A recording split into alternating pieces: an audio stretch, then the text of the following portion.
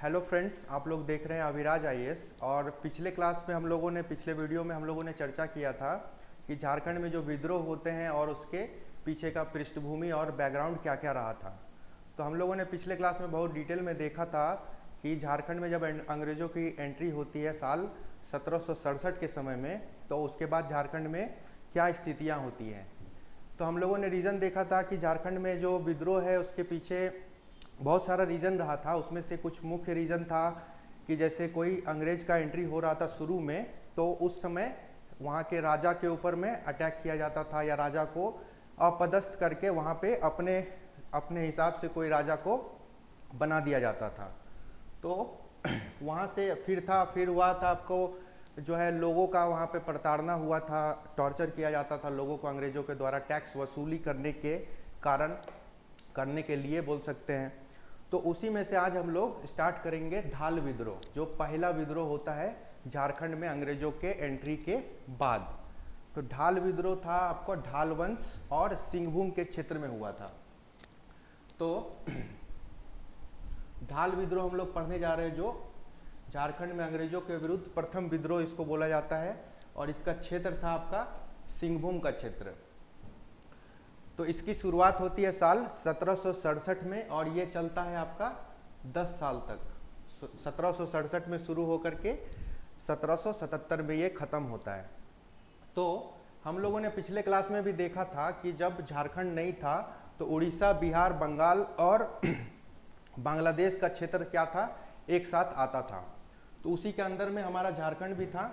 तो अंग्रेजों की एंट्री होने के टाइम में दो युद्ध हुए थे। पहला युद्ध हुआ था आपका 1757 में, जिसको बोलते हैं प्लासी की लड़ाई, और इसमें सिराजुद्दौला जो बंगाल का नवाब था उसको अंग्रेजों ने हरा दिया था। और उसके बाद क्या हुआ था कि बंगाल में आंशिक रूप से अंग्रेजों का अधिकार हुआ था। इसको लेकिन आंशिक रूप से हुआ था, इस पे जोर दीजिएगा कि आंशिक रूप से। पूरा संपूर्ण कब्जा या संपूर्ण अधिकार बंगाल के क्षेत्र में अभी अंग्रेजों का नहीं हो पाया था। कब? प्लासी की लड़ाई के बाद। फिर आता है साल 1764, महीना था अक्टूबर का, और इस समय होता है आपका बक्सर का युद्ध। तो बक्सर का युद्ध जो हुआ था, इस समय आपका तीन सेनाएं थी, बंगाल की, अवध की और मुगल की सेना।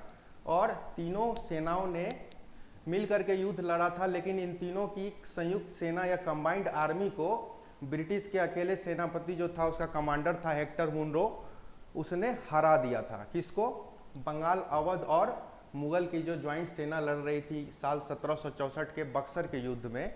तो इसमें क्या हुआ था, हेक्टर मुनरो ने आपका तीनों सेनाओं को हरा दिया था। और इसके बाद संधि हुई थी अंग्रेजों के साथ, जिसको इलाहाबाद की संधि बोला जाता है। तो इलाहाबाद की संधि में क्या हुआ था कि अंग्रेजों को बंगाल की दीवानी दे दी गई थी। तो बंगाल की जब दीवानी मिल जाती है, दीवानी होता है आपका उस क्षेत्र में टैक्स कलेक्शन करने का जो उसको पावर होता है या शक्ति होती है, उसको बोलते हैं दीवानी मिलना। तो ये आपका कब मिल गया था? साल 1764 में। ठीक है, 1764 में बक्सर के युद्ध के बाद। तो पहला जो एंट्री होता है आपका झारखंड के क्षेत्र में, वो अंग्रेजों का सिंहभूम के क्षेत्र से होता है। ये देखते हैं हम लोग मैप में।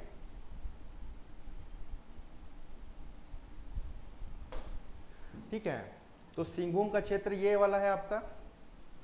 तो आपका ढालभूम भी यहीं पे पड़ता है। ढालभूम का रीजन ये वाला हो जाता है आपका, ये हो जाता है ढालभूम। ढालभूम हो गया आपका ये वाला। और तो अंग्रेज जो आए थे आपका इसी रास्ते से एंटर किए थे झारखंड के क्षेत्र में। कौन से रास्ते से? सिंहभूम के क्षेत्र से।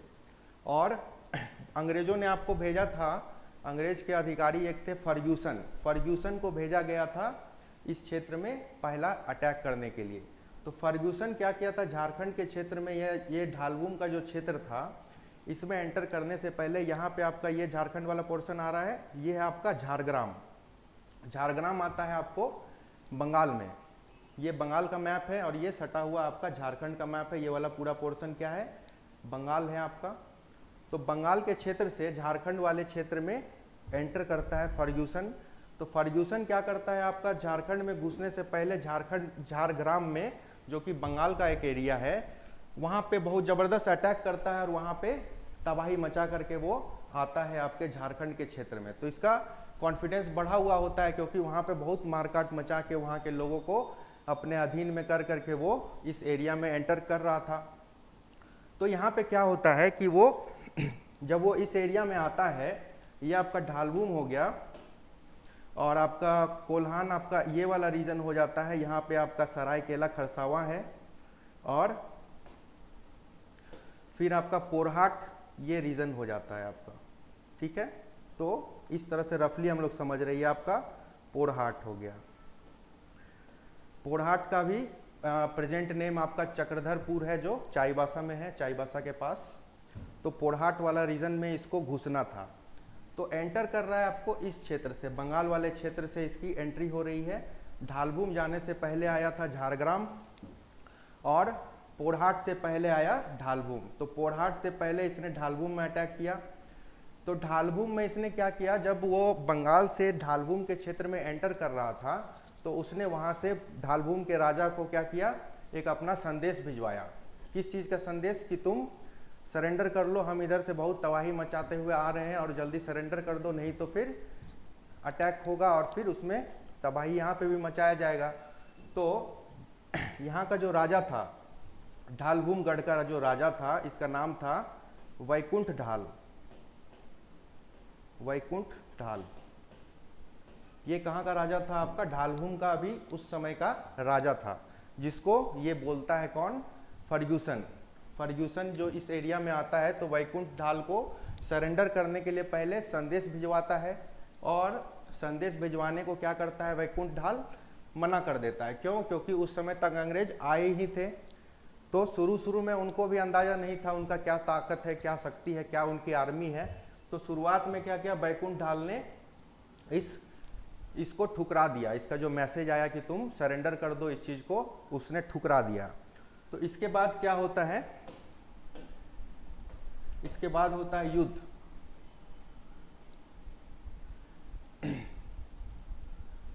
इसके बाद फर्ग्यूसन आता है और होता है युद्ध। जब ढालभूम राजा इसकी अधीनता स्वीकार करने से मना कर देता है तो युद्ध कहाँ पे होता है, घाटशिला में, जामबनी के मैदान में। ये एक मैदानी इलाका था, घाटशिला का क्षेत्र। वहां पर जामबनी के क्षेत्र में क्या होता है, फर्ग्यूसन का और वैकुंठ ढाल का युद्ध होता है। तो यहाँ पे क्या होता है, इस युद्ध में वैकुंठ ढाल की हार हो जाती है। कौन हार जाता है, ढाल का जो राजा था वो हार जाता है। कहाँ पे, घाटशिला के युद्ध में, जब फर्ग्यूसन के साथ में उसका युद्ध होता है। तो यहाँ पे हारने के बाद वो क्या करता है, ढालभूम का राजा जो वैकुंठ ढाल है वो वहाँ से निकलता है और अपने महल में आता है और अपने महल में वो क्या करता है, आग लगा लेता है। आग लगा लेता है। उसके बाद जानकारी नहीं है कि वैकुंठ ढाल की मृत्यु वहीं पे हो जाती है या वो वहाँ से फरार हो जाते हैं, ये पता नहीं है इतिहास में। लेकिन वैकुंठ ढाल का कहानी वहीं पे ख़त्म हो जाता है, इतना बात पता है।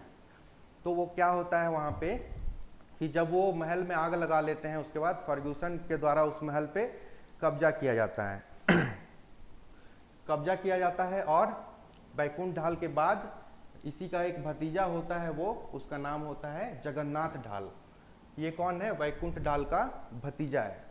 तो वैकुंठ ढाल का जो भतीजा है उसको जगन्नाथ ढाल को राजा बना दिया जाता है। कब, जब वैकुंठ ढाल की हार हो जाती है। इसके बाद चाहिए था अंग्रेज को एक ऐसा राजा चाहिए था जो अंग्रेजों के लिए ही काम करे, अंग्रेजों के हिसाब से काम करे, अंग्रेजों को समय पर टैक्स दे। क्योंकि इससे पहले वाला जो राजा था वो लोग पूरा इंडिपेंडेंटली रहता था, स्वतंत्र रहता था, कोई उनको मतलब नहीं था टैक्स देने से या कोई भी चीज़ से। तो जगन्नाथ ढाल को राजा बनाया जाता है ये सोच करके कि ये अंग्रेजों के लिए काम करेगा।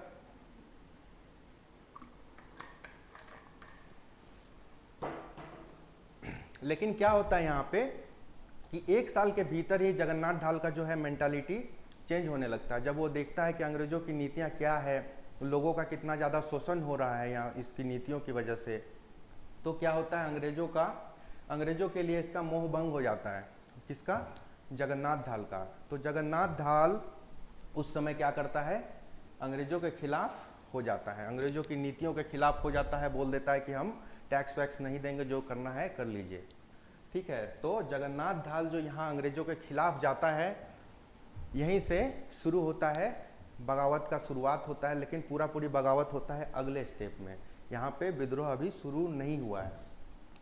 तो जगन्नाथ ढाल का जो बोल सकते हैं अंग्रेजों के सेंस में कि इसका पूरा बोल सकते हैं कि अपना मन से काम करना शुरू कर दिया था, बोल सकते हैं मन बढ़ गया था इसका। तो अंग्रेजों ने सोचा कि इसका मन को ठंडा कैसे किया जाए, तो उसके लिए भेजा गया 2 अधिकारी को, एक था लेफ्टिनेंट रूट और एक था चार्ल्स मॉर्गन सॉरी। तो इन दोनों अधिकारियों को भेजा गया अंग्रेजों के द्वारा कि इसको दबाओ। तो सेना वगैरह को तो करता है, लेकिन जगन्नाथ ढाल इनके हाथ नहीं आता है, इनके द्वारा ना गिरफ्तार होता है ना उसको मार पाता है ये लोग, ठीक है। लेकिन वो कहीं फरार हो जाता है इस क्षेत्र से। कौन? जगन्नाथ ढाल।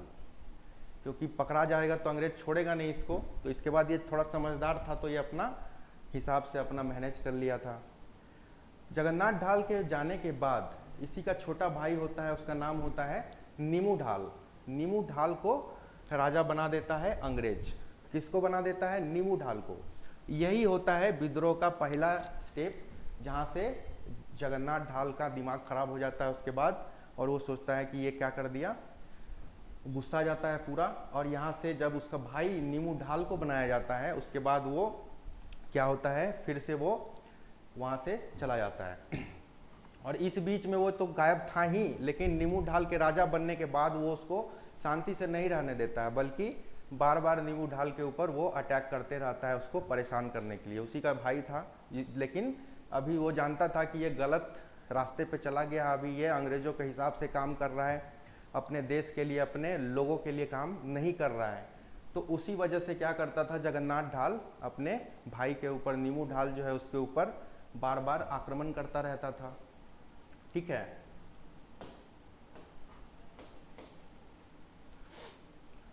तो ये जो विद्रोह था, ये कह सकते हैं कि राजा के नेतृत्व में किया गया था। कौन? जगन्नाथ ढाल के नेतृत्व में किया गया था।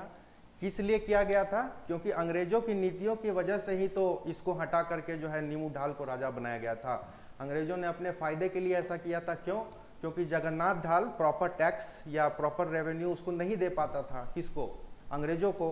तो इस वजह से क्या होता है कि वो उसको हटा देता है, और यही क्या करता बनता है, विद्रोह का कारण बनता है।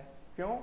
क्योंकि ये बोल सकते हैं राजा के नेतृत्व में अंग्रेजों के खिलाफ प्रजा का विद्रोह। समझ रहे इस बात को कि राजा नेतृत्व कर रहा था, लेकिन साथ तो उसकी प्रजा दे रही थी। क्यों? क्योंकि जगन्नाथ ढाल को दोबारा उसकी प्रजा चाहती थी कि वो राजा बने। तो जगन्नाथ ढाल के नेतृत्व में अंग्रेजों के खिलाफ उसकी प्रजा का विद्रोह था, क्योंकि जगन्नाथ ढाल को फिर से राजा बनाया जा सके। तब नीमू ढाल खुद से, मतलब मान लीजिए कि नीमू ढाल को तो राजा अंग्रेजों ने बना दिया, लेकिन वो उतना कैपेबल नहीं लग रहा था, अंग्रेजों को भी नहीं लग रहा था, क्योंकि उसके ऊपर तो बार बार यही अटैक करके उसको डिस्टर्ब करे हुए था, तो उसको शांति से काम करने दिया ही नहीं जा रहा था। तो ये साल 1767 में शुरू होता है और 1777 में फिर से अंग्रेजों को, बल्कि बोल सकते हैं कि मजबूरी में फिर से जगन्नाथ ढाल को पुनः राजा बनाना पड़ता है, और ये विद्रोह 1777 में एंड हो जाता है, खत्म हो जाता है। क्यों होता है खत्म? जब अंग्रेज फिर से इसको मजबूरी में जगन्नाथ ढाल के जो द्वारा विद्रोह किया जा रहा था उसके वजह से उसको फिर से राजा बना दिया जाता है, और 77 में बनाया जाता है। फिर पहले कुछ कुछ टैक्स निर्धारित किया जाता है कम, फिर बाद में 1780 में उसको फिक्स किया जाता है कि तुम 4267 रुपया सालाना टैक्स दोगे, 4267 रुपया सालाना टैक्स दोगे, और राजा बनो, शांति से रहो, कोई दिक्कत नहीं है। खाली तुम्हारा राज्य में क्या होना चाहिए कि ब्रिटिश के खिलाफ कोई भी संगठन या कोई भी आंदोलन इस तरह का दोबारा नहीं पनपना चाहिए। अंग्रेजों ने यह शर्त रखी कि राजा बन जाओ, कोई दिक्कत नहीं है, लेकिन 2 काम का ध्यान रखना। एक काम कि 4267 रुपया सालाना भिजवा देना, और अपने राज्य में कोई भी अंग्रेजों के खिलाफ, हमारे खिलाफ मतलब ईस्ट इंडिया कंपनी के खिलाफ कोई भी लोग अगर कोई भी गतिविधि करता है तो उस चीज का ध्यान रखना है, ठीक है। वो सारा चीज बंद कर दिया गया वहां पर, ठीक है। तो ये हमारा ढाल विद्रोह यहाँ पे खत्म हो जाता है, ठीक है। लेकिन इसमें कुछ और चीज है, यहाँ पे देख लेंगे हम लोग। कि ये जो ढाल राजा थे ये धोबी जनजाति से आते थे, ठीक है, और इनकी जो कुल देवी थी, दिख नहीं रहा होगा शायद ये कलर, है ना, रुकिए, इनकी जो कुल देवी थी इनका नाम है रंकिनी देवी, ठीक है, रंकिनी देवी इनका नाम है। और एक है पहाड़, उसका नाम है महुलिया पहाड़,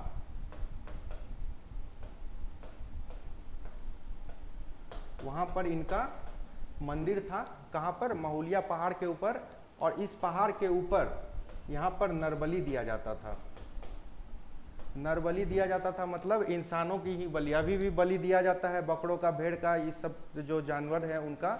बहुत सारा देवी का मंदिर होता है जहाँ पे बलि चलता है। लेकिन यहाँ पे क्या था, और ये आज़ादी के समय तक चला है, ये बहुत मत सोचिए कि बहुत प्राचीन बात है, ये हाल फिलहाल 1947 तक चला है।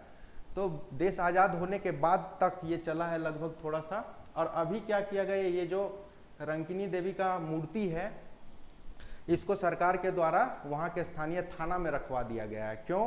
कि नरबलि को रोकने के लिए, क्योंकि लोगों का आस्था तो रहेगा ही, तो चाहेंगे ही कि वहाँ पे छुप छुपा करके बलि दे दिया जाए। तो बलि देना, अब मान लीजिए जानवरों का भी बलि देने पर बहुत लोग ऑब्जेक्शन करता है, तो इंसान का बलि कैसे स्वीकार्य होगा।